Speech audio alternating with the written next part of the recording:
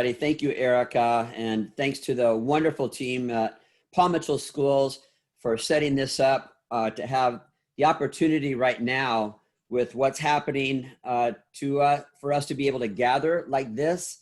Really, truly is a blessing, and all of us need to be so grateful. While we want to focus on what has been canceled temporarily, let's all be very, very grateful that internet has not been canceled, and the messages from our wonderful leaders and heroes, such as Kathy Buckley and many others that we are hosting, that has not been canceled, and spreading love and beautiful words of encouragement and wisdom, that has not been canceled. And so we have so much to be grateful for today.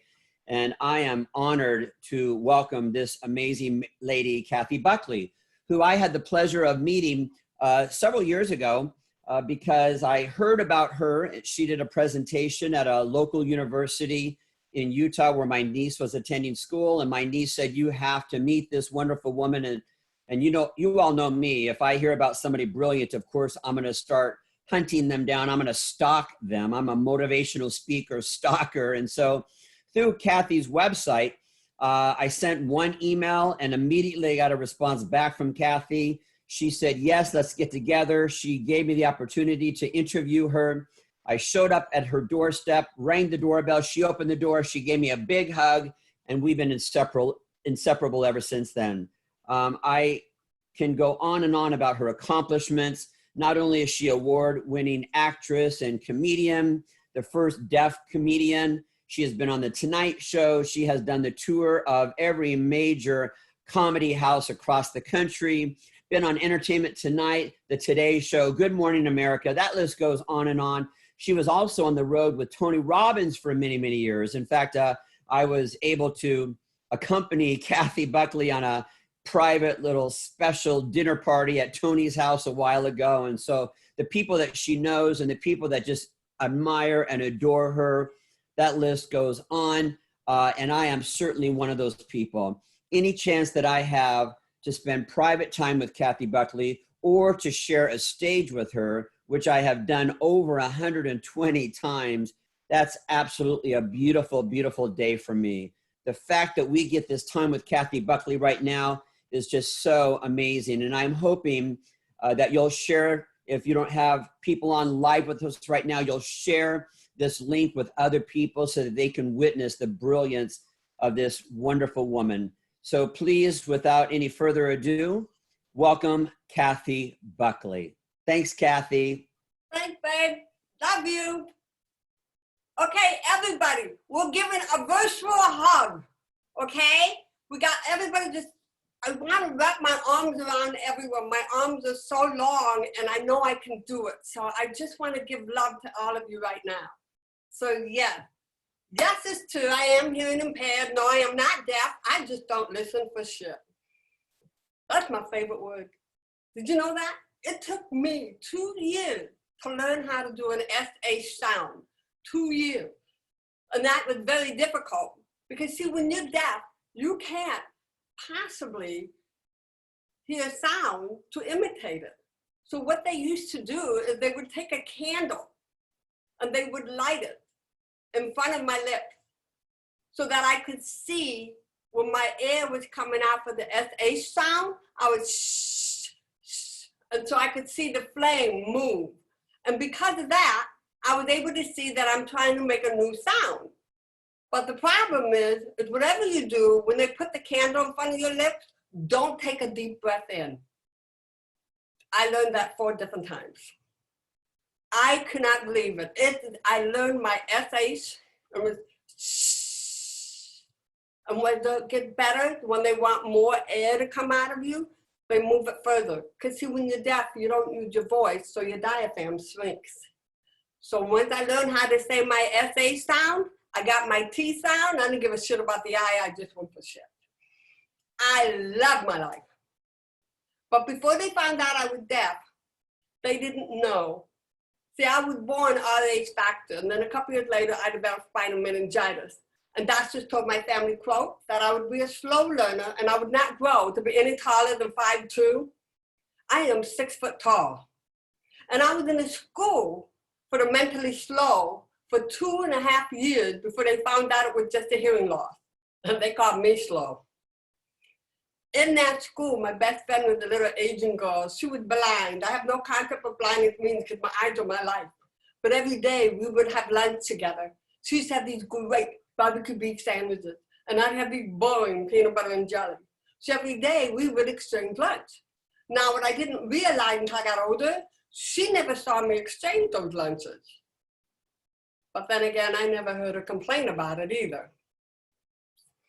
I adored her. She was my first person I made a connection to. And I had to go on a bus every morning for an hour to go to this special school. And in that bus, the back of the bus, they took all the seats out. And in the back of the bus, they had like dollhouse and toys and stuff like that for the kids to keep the kids busy while the bus driver takes us on to the school. Now they would never do that today. But there was a boy on the bus. And I didn't understand why he couldn't go to the back of the bus. He was in a wheelchair and it was all slumped over like this. And it was really difficult for him to do anything. Now, as an adult, I now know he had cerebral palsy really bad. But I wanted him to be in the back of the bus with us. But his wheelchair was strapped to the floor of the bus. So what I did, one day I took an airplane from the back and I brought it up to him and I tried to hand it to him, but his hands were like this. He couldn't hold on to it. And I would sit there and I would pry his hands open to get that airplane right in his hands. And that poor airplane, boy, it looked sad. It was so squished in. But I fell in love with Kenny. I didn't know that was his name at the time. I figured it out later on in life. But Kenny, every time I would go up to him and give him something, he would slowly lift his head. And when he did that, I'd give him a kiss on the cheek. And he had this little smile. It was so beautiful. And I did this every day on the bus. And then one day, I don't know what happened. The bus driver told my mom, I don't know what happened. But that day I came home from school, my mom yelled at me, "You don't touch that boy, you leave that boy alone. Don't you? You don't know what's wrong with him." And she's yelling and screaming, and I had no idea what was going on. But when I got to the school bus the next morning, I had to be like everybody else and ignore Kenny. I'd get on the bus, I wouldn't walk past him because I knew when he was slouched over, he would look for my shoes. So I just slid right in behind the bus driver and I sat there. And I never went to the back of the bus. I didn't think it was fair. If Kenny can't play, why should I go back there? I never understood people actually telling someone who they can and cannot like because they're different.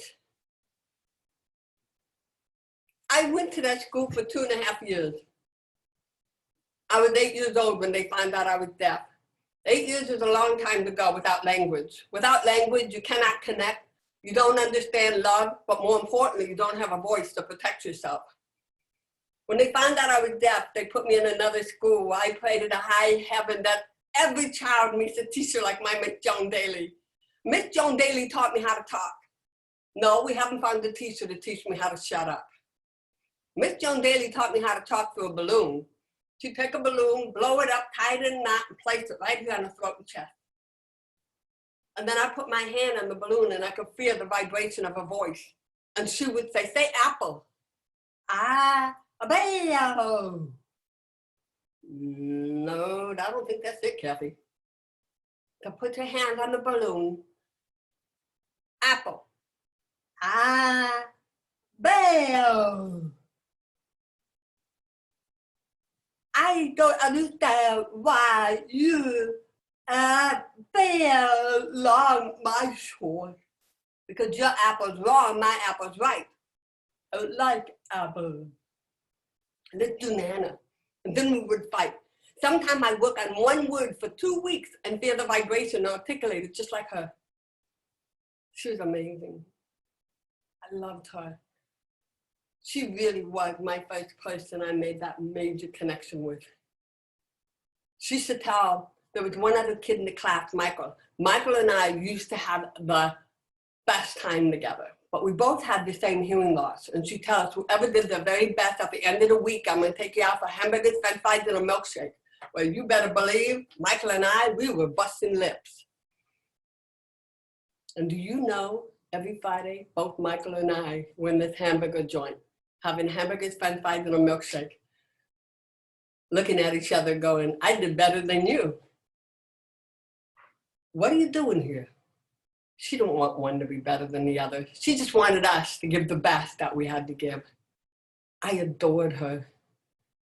She was amazing. Every weekend, when the weekends came, I hated it. I had no connection with my family. But Monday mornings, I was running to the classroom and I'd drop my coat off right in the middle of the floor and I would go right up to Miss Joan Daly and tell her everything that happened that weekend in my best speech possible. I was spitting on that lady. And never once did that beautiful human being ever have a question mark on her face. She had the sparkle in her eye, the smile. She just wanted us to do the best that we had to do. She was amazing. They finally gave me hearing aids. Battery pack, wires to the ears, painful. They weren't made for my loss.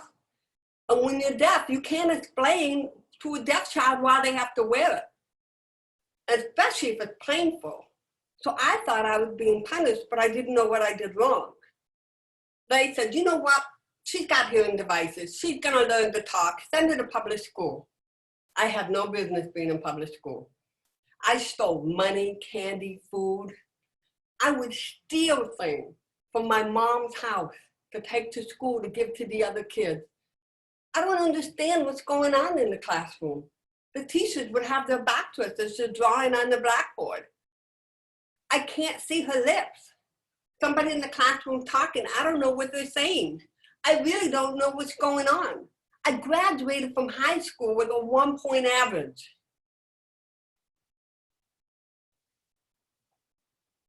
By the time I graduated from high school, I tried committing suicide 5 different times.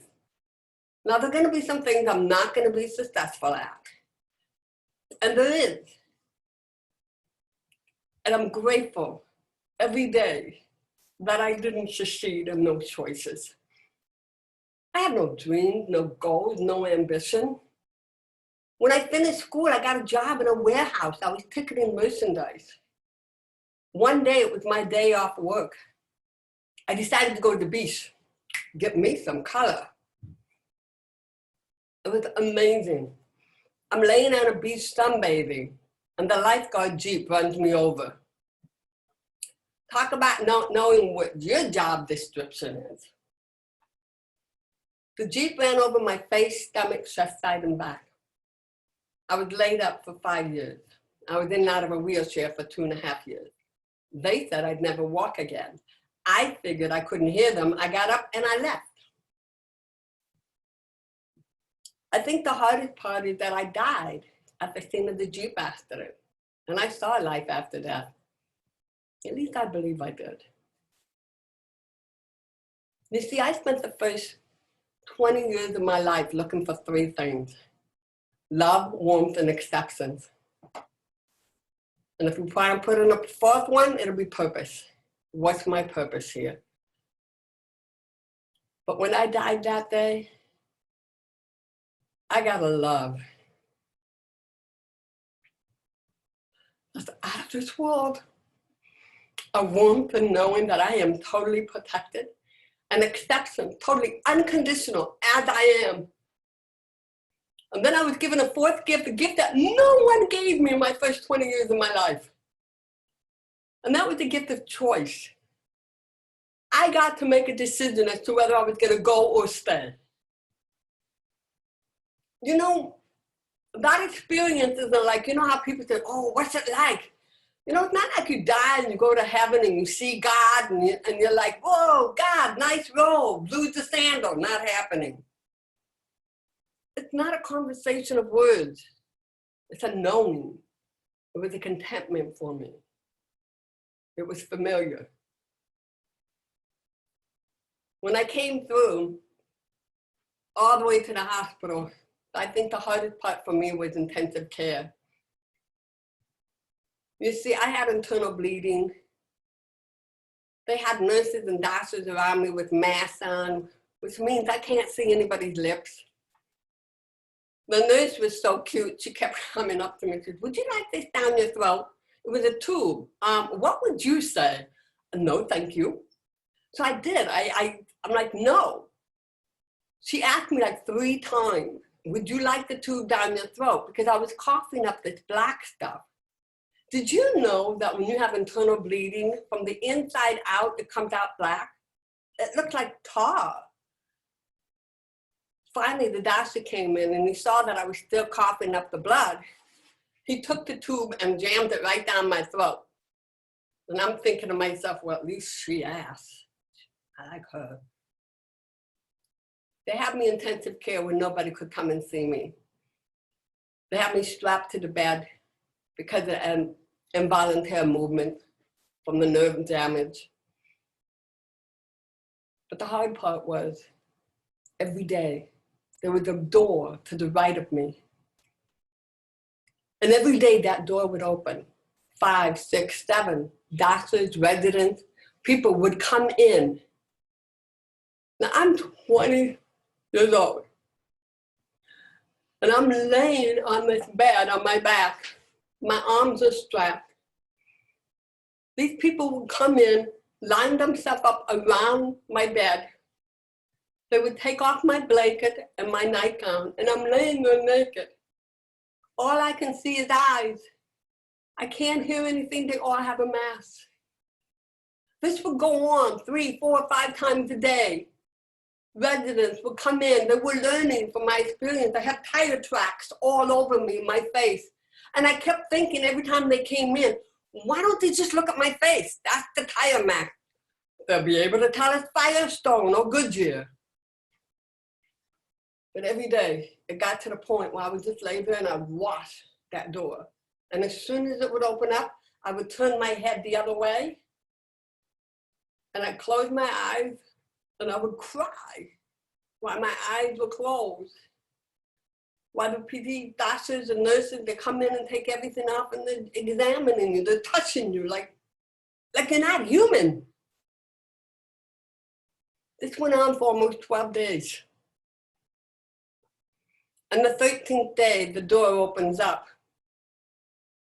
I turn my head and somebody was just stroking my forearm, just very gently.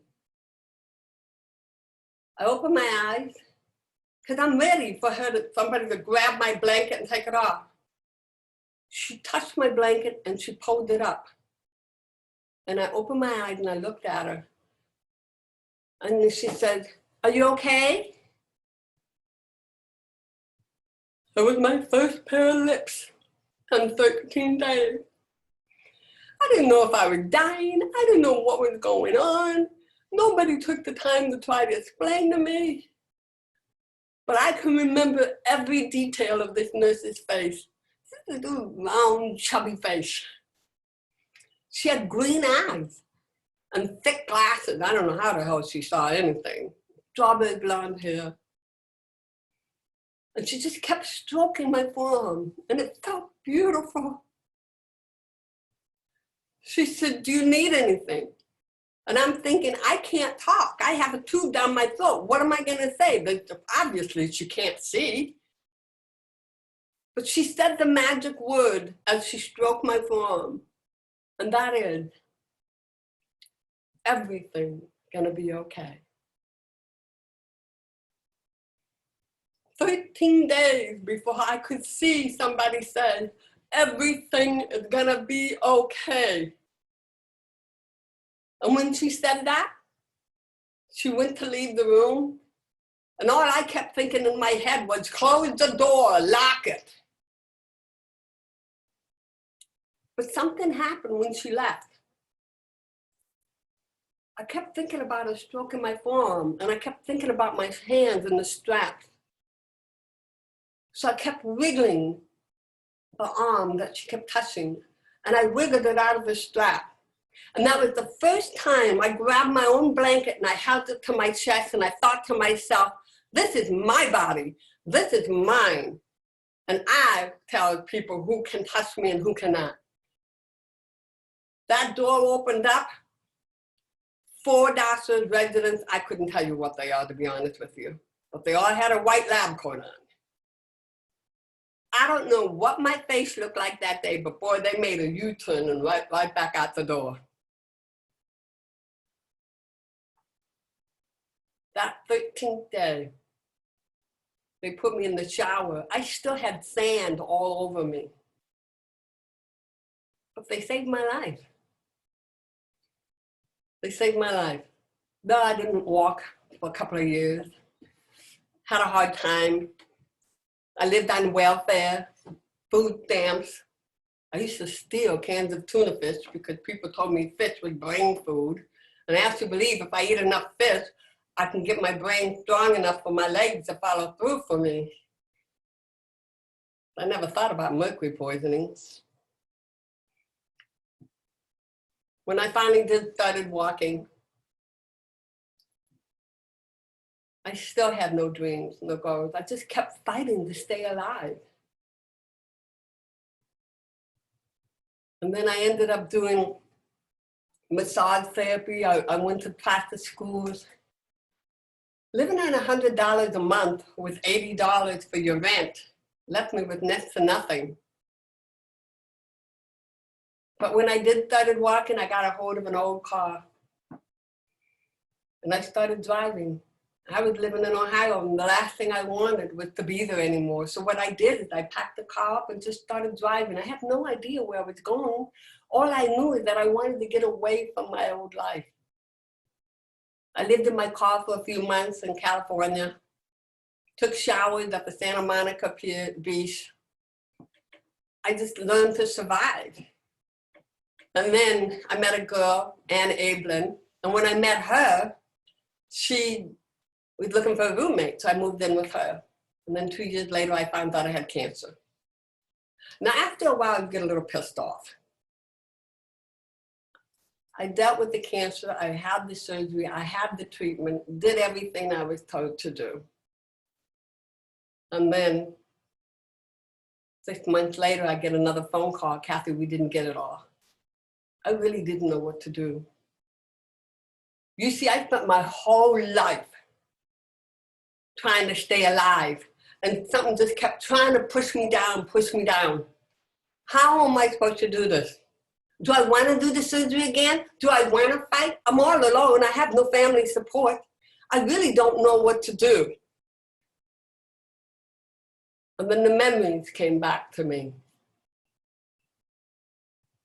Memories of my dad molesting me when I was a child.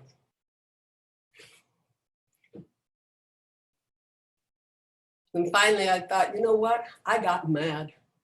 I got pissed off at the whole world. And I said, that's it. I flew to Ohio to confront my dad. First time I confronted him, he denied it. I thought I was crazy. Second time, I wanted to get this out of my system. He admitted it. The third time, I got a phone call, and it was my dad. This is a 10-year span. Doesn't happen overnight. My dad called me and said, I'm in an institution. I tried to commit suicide. My doctor said I have to ask everybody to forgive me. And I have to be honest with you, I thought I did. I thought I forgave him. And what happened was I yelled into the phone, no! I was so frustrated.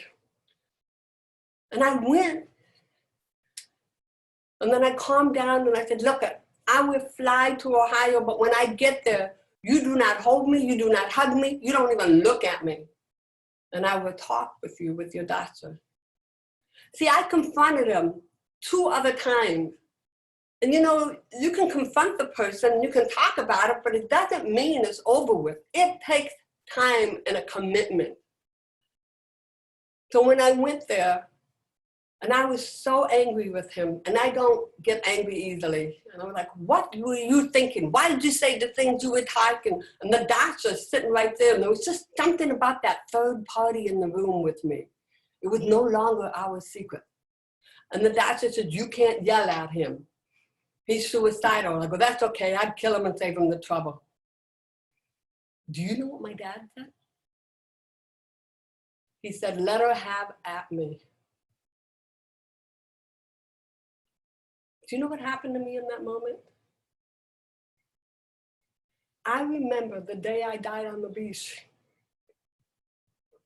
The gift that was given to me, the gift of choice.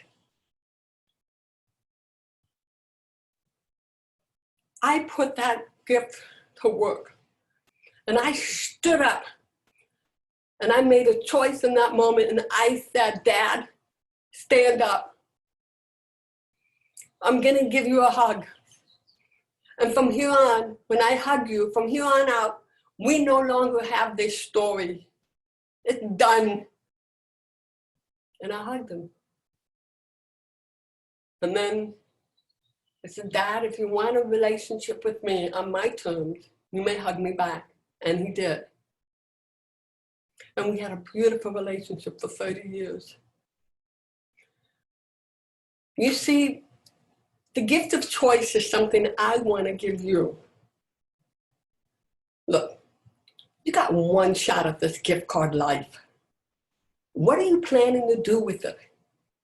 Are you planning to let somebody else take it away from you because they did something horrific to you or said something terrible to you or abused you in any way? Are you going to live the gift that is given within you? Look, we're 1 in a billion sperms that fought our way in there to come into this world. We need to keep fighting for ourselves. My dad, he got diagnosed with dementia. I flew home every month to help take care of him. And it was a journey. It's a horrible disease. It was a journey. But I got to love who he was today, not who he was yesterday. I got to see his changes. People do make changes, but you have to let go of yesterday to see what's there today. You got one shot at this gift called life. What are you gonna do with it? Am I going to take care of my dad? I laid in his bed for 3 nights in a row before he took his last breath. When you forgive, you're not forgiving the person. You're forgiving the incident, the circumstance, the thing that happened. You need to let go of what happened to set yourself free so you can live the life that you're entitled to here now. You get to make choices. You know, a lot of times I find that people have things happen to them and they think there's only one way to go. When any challenge comes up in your life, that is an opportunity for you to see your strength, your goal, your growth. It's what you do with it. You have to set up your options. Which way do I want to go? How do I want to handle it? You are not a victim of this world. You are not a victim of somebody else's words or actions. You are the gift that's within you now. So you put your hand on your heart. That heart beats for you. You want people to respect you? You have to respect yourself first. You are the teacher of how you want people to treat you. You want to be loved? You need to love yourself first. You want to be treated with honor and respect. This is a gift to have this life. Everything in life has a path. You're the one who's making the choices to go on what path. My dad, on his birthday, we got him a birthday cake. It's just a few weeks before he died. And my brother's feeding him. And out of nowhere, he looks at me straight in the face and goes, Kathy, I am so sorry. And I'm like, no, Dad. We didn't talk about this for 30 years. We forgave this. We let this go. I'm so sorry, Kathy, I'm so sorry. And he's kissing my cheek. And I'm like, Brett, feed him some more cake, because it'll shut him up. I didn't want his last days to be those memories for him. But that's his life. That's his journey. And I have to respect that. One shot at this gift card life. What are you going to do with it? What is the most valuable gift you have in your life? Do you know what it is? It's time. None of us know how much of it we have. None of us know. I personally believe that when I got run over by the Jeep, I had so much time on my hand. I was living alone in this one room efficiency suite. I think time is the most precious gift you give yourself.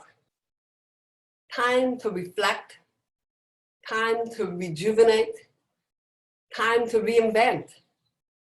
You have the gift of time. Utilize it properly. You cannot be a good mom or a good parent until you know who you are and what you have to offer.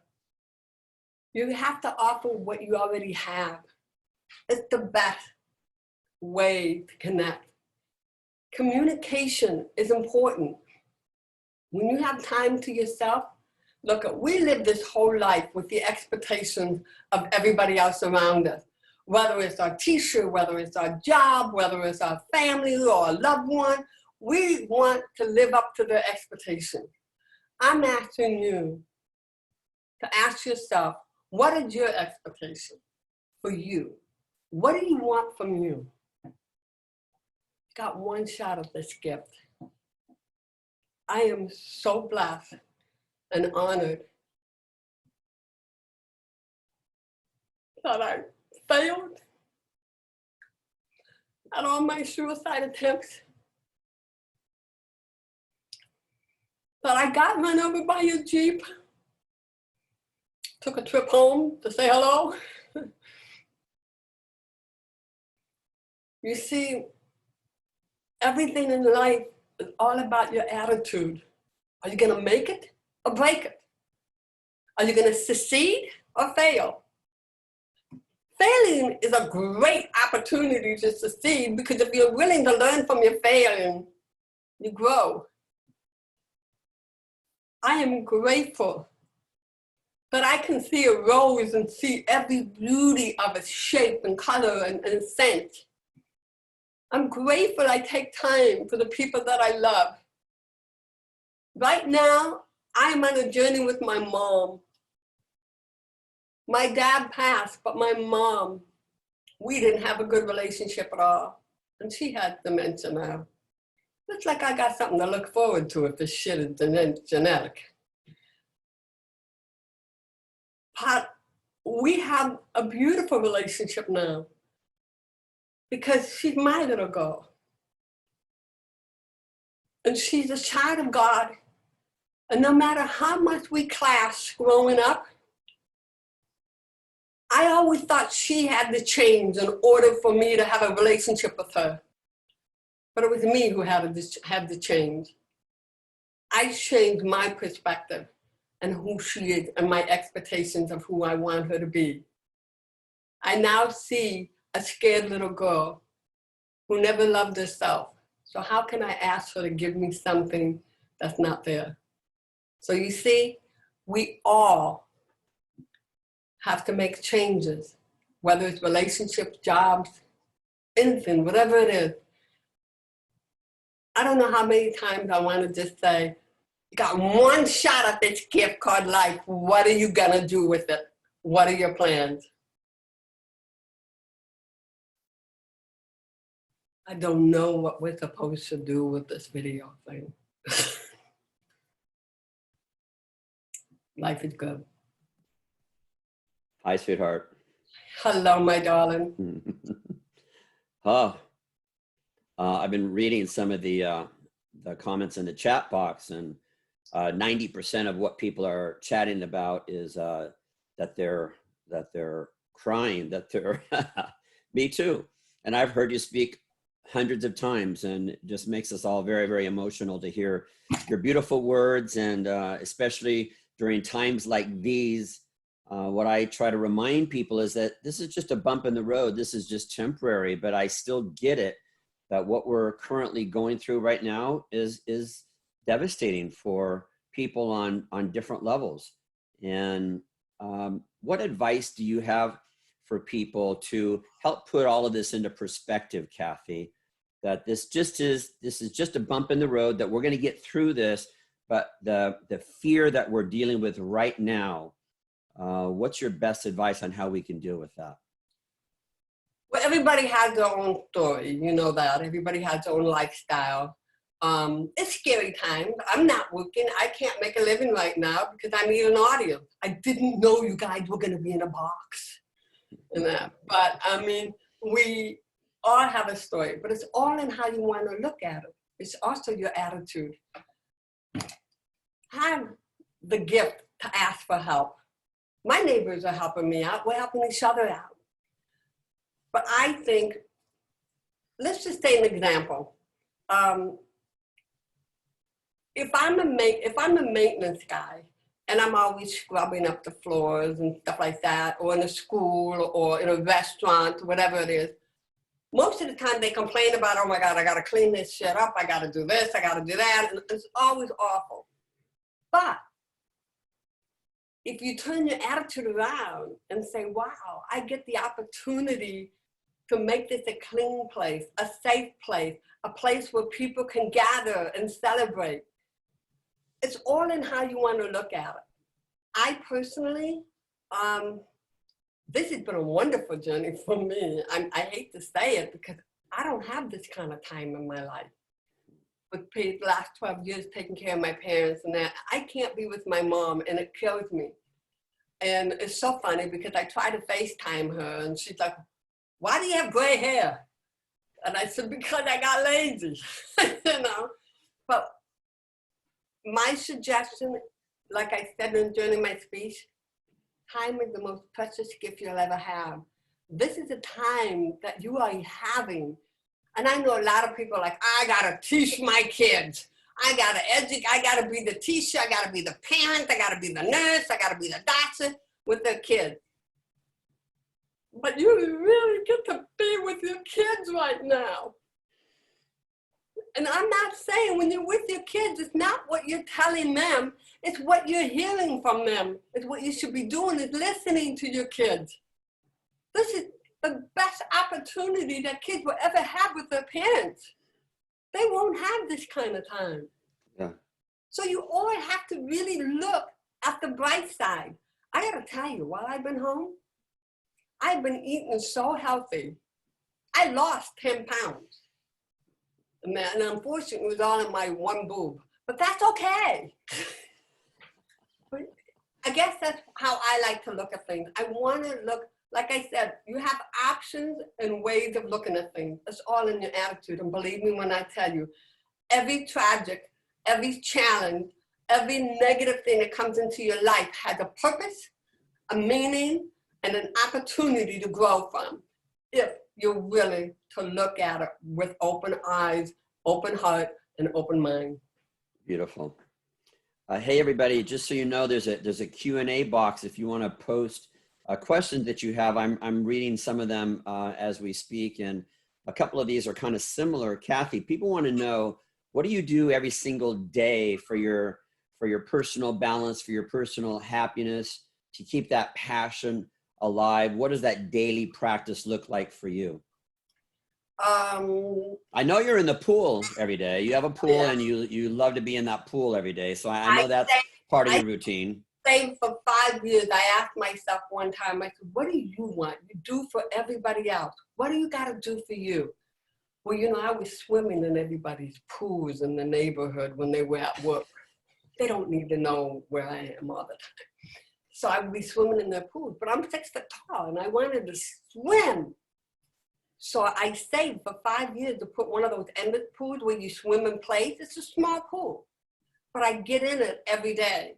And now that I'm home, I'm just loving it. But I'm getting crepey skin from all the, I'm getting old, Win. We're getting old together, sweetheart. This is exactly what we want, right? I'm loving it. I mean, this is I hated my body for so many years, and I am going to respect and love this body as it is now. And but if there's just some way to get my ass to come back up to my waist, I would be happy. So another one of the questions was, can you hear me? Yeah. Or you see me? Another question is, what allows you to see life differently? Because everything that you've been through, from being deaf to cancer to being run over by a Jeep, I know that humor is a big way that you approach life. Not only does that help heal other people, it also helps you heal yourself. How is it that you're able to see life differently so that you're able to walk through these difficult situations? I think for me, well, obviously I have a huge amount of faith. I have my own belief. I don't feel like I'm alone anymore. Sometimes I get lonely, but I don't feel like I'm alone. But I think for me, wow, everything I've been through, I did alone. I went through the cancer by myself. I went through the Jeep accident by myself. I was alone. It gave me a strength. Nobody babied me. There was really nobody there. But I had great empathy for other people. And I want other people to know that for me as a deaf person, not knowing what's going on, not having communication around me, living in constant fear and confusion and only going by what I could see, I want people to know we are freaking powerful. Mm-hmm. Our thoughts we can blow up things with our minds alone. I mean, just to blow up every negative thing out there. How can I not be grateful when I look back and I see that I'm walking, I'm talking. I mean, I'm hearing some sounds, and I'm so grateful. And I think what changed my life for me, I grew up with so much negativity around me. And what I did is I took a book and I wrote down all these positive words, just fabulous, terrific, incredible, blah, blah, blah, all this stuff. And I never used the words before because I never heard them around me. And I started throwing them into my vocabulary. And when you start throwing these things into your vocabulary, you change.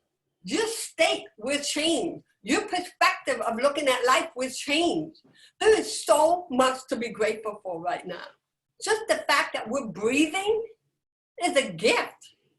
You know, I think gratitude is my way of looking at life. I mean, what are the odds out of all the billions of people that I travel all over the world that I fell in love with you, Mr. Claiborne? That you are such a part of my heart. And I would do anything for you and your family. I just think it's really sad that your husband's a hairstylist and he has nothing to work with over there with you. But that's okay. Oh. I think it's gratitude, Gwen. Just being gratitude. I think that's a great answer, because right now there's so much fear. People are experiencing fear, and fear has many faces right now. Fear has the face of being angry, and people are angry right now because of what's going on, and I totally understand that. Fear has the face of bad manners. We see a lot of bad manners right now. People are treating each other unkindly, and fear has the face of settling for less. So a lot of people have given up on their dreams because we're going through this pandemic, because they're quarantined. And I think that you nailed it right there. The opposite of fear is love. And the best form of showing love is through gratitude. Just focusing on gratitude. Do you think that when I think about people being angry about what's going on, Do you think a lot of it has to do with they feel like they've lost the control of their life? I think they feel like they've lost one part of control here. Yeah, there are things that we have control over. We have control over keeping ourselves safe and educated and healthy in our community and our family. We do have control over that, but we don't have control over the fact that there's this major pandemic and the entire planet is quarantined. We don't have control over that, but we learn through 12-step programs that we need to focus on what we do have control over and surrender. You guys, surrender is such a powerful word. When you know what to surrender, I don't have control over that. So I surrender that part. But what I do have control over, absolutely, I'm going to focus on that. I'm going to put my time and my energy into the things that I do have control over. Right now, I have control over making sure that my family is healthy, that my family is happy, right? I can bring joy and happiness to my family right now, even though they might be scared as well. So we do have control over those things.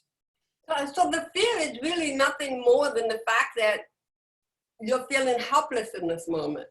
Right. I was taught a long time ago by my uncle, who I adored, and he always said, fear knocked upon my door, faith answered it, no one was there. So if you have fears, show your faith, show your gratitude, start really going through your life and holding on to everything that's precious to you. And I'm not talking things, I'm talking memories, people. Things are nothing. You can't fill your heart with a new car. You can't fill your heart with a new ring. But you can fill your heart by contributing to someone else. By maybe, like I made some food and I give it to my neighbors, and then they make a pot of soup and they brought it to me. And it just fills my heart up that somebody took time out of the day to think about me. I have to say, the soup sucked, but that's okay. I still love it. We won't tell them. I know. Yeah, so there's a lot of questions related to forgiveness. Yes. And can you just talk about steps of forgiveness, and really what's the value, what's the point of forgiveness? Is it for the other person? Is it for yourself? Why is forgiveness such a big part of your story and your message? Well, when you have to forgive somebody, whether they said something, did something, or an accident, or whatever it is, whenever you have to forgive somebody, you have to take a look at what you're harboring, what you're holding on to.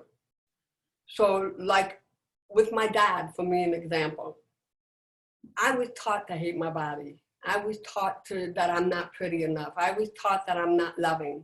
I was taught I'm not good enough. So I always had these negative feelings that came from the experience. But those negative feelings also came with fear when my dad was in the house. Okay. Anxiety came with it. Couldn't sleep in my own bed because I don't know who's sneaking in because I can't hear. So whenever you have to forgive somebody, you start harboring every negative emotion possible. And with those negative emotions, you create anxiety, in some cases, mental illness. You create, you're starting to fill your brain up with just all this darkness, and your heart is closing up. When I died at the scene of the Jeep accident and I was given the gift of choice, I didn't know that we had a choice in how we want to live our lives. So when my dad said, let her have at me, what am I supposed to do with that? Time to change. It's time to change. If I was that mad for cancer the second time around, which by the way, I never went back for the surgery or anything. I gave it all back to my dad. I gave it all back to everybody who hurt me in the past. This is my life. This is my gift. I get to choose how it's gonna live. And anything, what I don't understand, I have several friends My friend Herb, he fell out of his chair. He's 6'9", fell out of his chair, hit his head on the windshield and paralyzed from the neck down. A young woman, prom night. She was having prom night that day. She got up out of bed, she fell out of bed, broke her neck, paralyzed from the neck down. If you don't start appreciating what you have now, your life can change at any given time. Any given time. So if you don't start loving what you have now, you never will. And God forbid if anything happens to any one of us. We have to change that attitude in order to live through it. So when you have to forgive, it's to set yourself free. It's not what my dad did to me. It was an incident. It was a situation. It was awful. No child should have to go through that. Nobody should ever feel that they are not worthy or lovable or part of this world. But no one should have to go through that. I've heard you talk about before, one of the steps of being able to forgive your father or your mother or other people in life was that you had to remove the label off of them. Can you share that with us in a few minutes there? Yeah. What did you mean by that? You had to remove that label off of them. We all wear labels. I got the deaf comic label. I got the motivational speaking label, whatever. Our parents have the label as mom and dad. And I had to ask my dad. I asked my dad, I said, did somebody molest you when you were growing up? I started looking at him as a person and not who I expected him to be. He's supposed to be the dad who comes home and plays with his kids because that's what we saw on TV. Right. You know? And so I expected my dad to be this idea that somebody put out in the universe. He wasn't a bad person. He made bad choices, you know, and he got to grow out of that and become a better person. And I'm grateful I got to see that change. And my mom, I took the label mom off of her, daughter, sister, mother. I took all her labels, hardworking, took them all off. And when I took all her labels off, I saw a little girl who never loved herself. And what she was doing is she used her mouth, yelling at people and everything, to keep everybody at arm's length. So nobody would see that she wasn't educated, she didn't know how to read or write. So I saw the child in that beautiful person. And I get to love her for who she is and not who I perceived her to be. We have about 5 minutes. The word regret was brought up in one of the questions here. Kathy, so everything that you've been through, from being born deaf to cancer, to being run over by the Jeep, the sexual abuse, all of those things, if you could take some magical pill that would somehow erase all of that, would you do that? If you could go back and change where none of those things were part of your story, none of those things ever happened to you, would you go back and change any of those things? No, because if I do, I would have never met you, Win. My story makes me who I am today. Who knows who I would have been if none of that happened? Who knows? Maybe I'd still be a deaf person hiding in a corner and not looking at life at all. You know, every challenge in life is nothing more than an opportunity to learn and grow from, to become the best you can be. And I would not want to live my life without you, Mr. Claybar. Yeah, I think a lot of people live their life just full of regrets. You mentioned even body image. So people are still beating themselves up over what their body looks like or what it doesn't look like.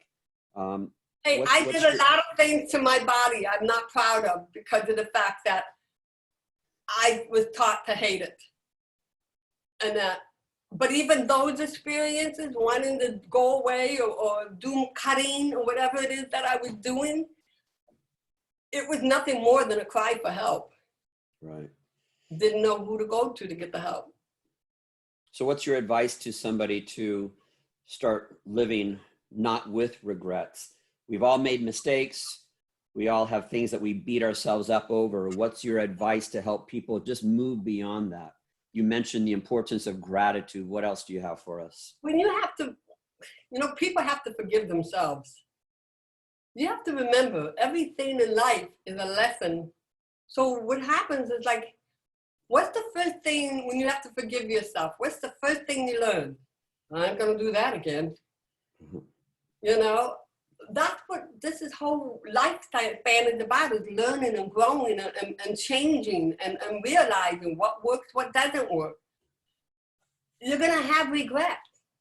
This life. I'm sorry I did some things in the past. I'm sorry I've said some things I probably shouldn't have said. But you wanna know something? I hate to break this to you people, but I'm human.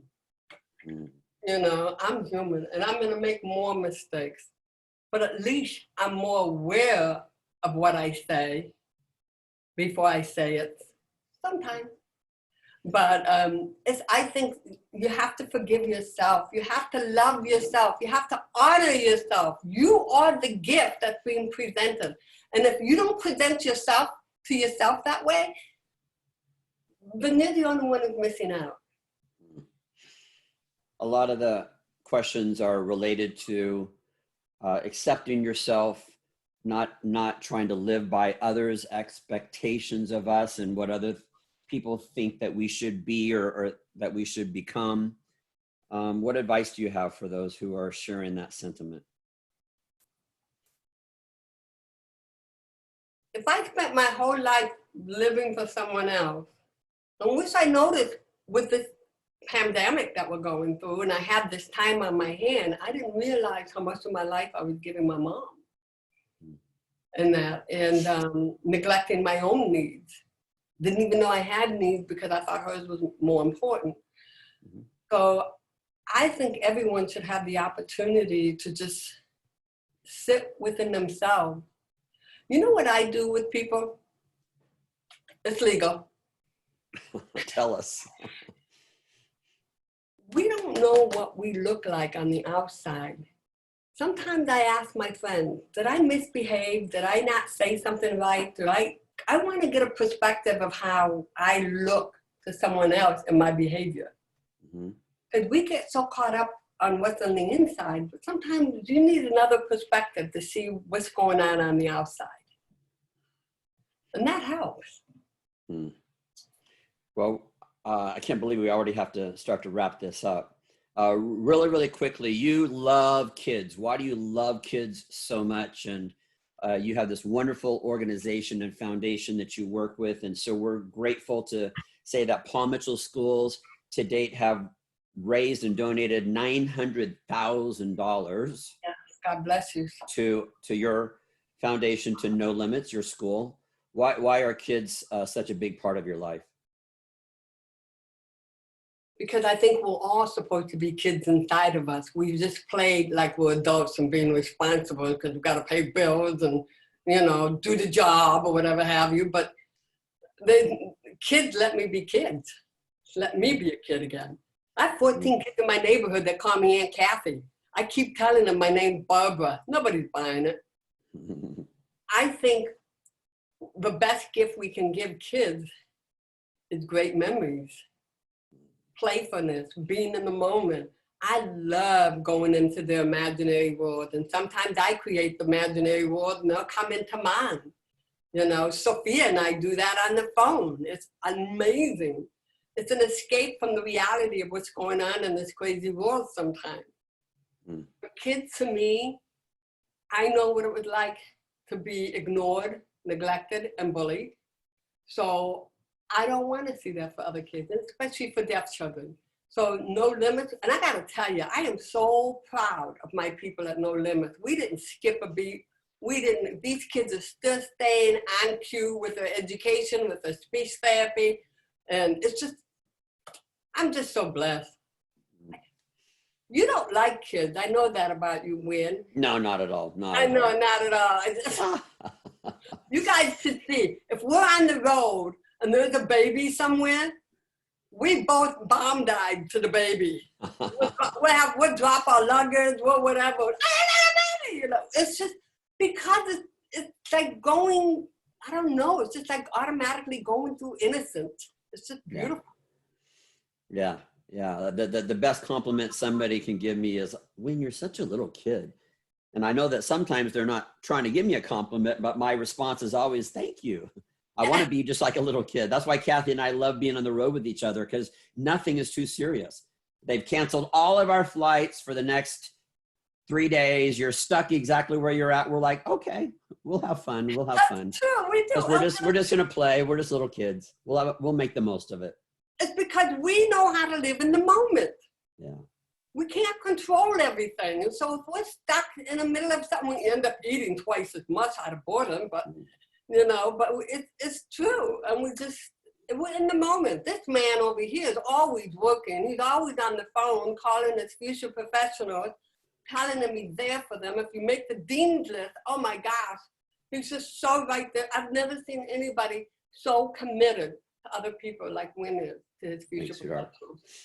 Well, there's just lots of comments about how much people love and appreciate you, your wonderful attitude, and just that great energy that you bring. Kathy, do you have a final message for our wonderful viewers here today? Yeah.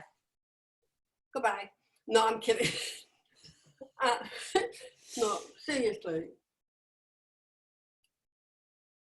I may not see you right now, and I may not know who you are by name, but I genuinely love you. I love you. And I want you to love yourself. Not in a selfish way, but to love yourself enough to know how incredible you are.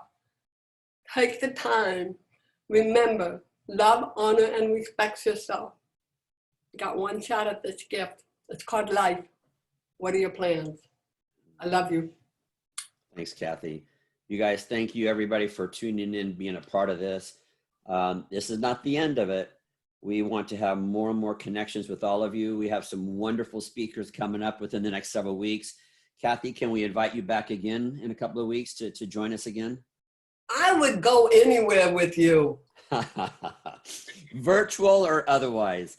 You guys, thanks everybody. We love you. Bye, everybody.